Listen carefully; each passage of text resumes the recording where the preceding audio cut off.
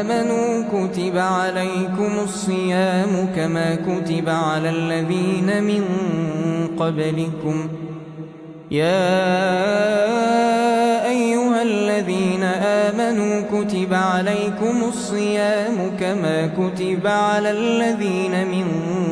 قبلكم لعلكم تتقون أياما معدودات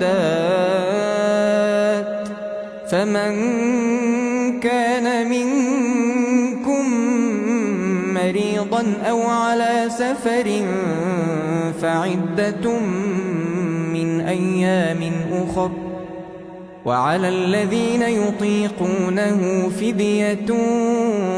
طعام مسكين فمن تطوع خيرا فهو خير له وأن تصوموا خير لكم إن كنتم تعلمون شهر رمضان الذي أنزل فيه القرآن هدى للناس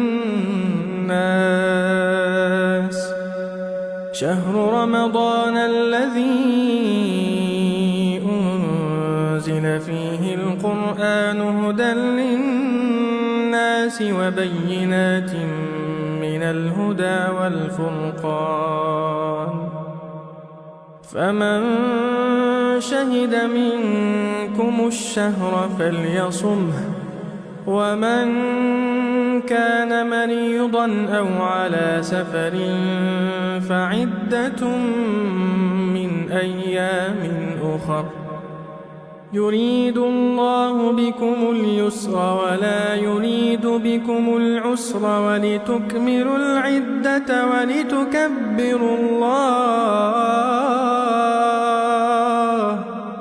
ولتكبروا الله على ما هداكم ولعلكم تشكرون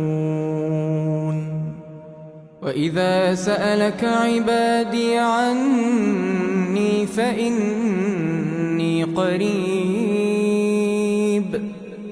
وإذا سألك عبادي عني فإني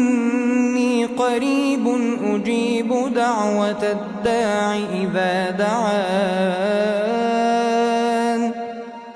فليستجيبوا لي وليؤمنوا بي لعلهم يرشدون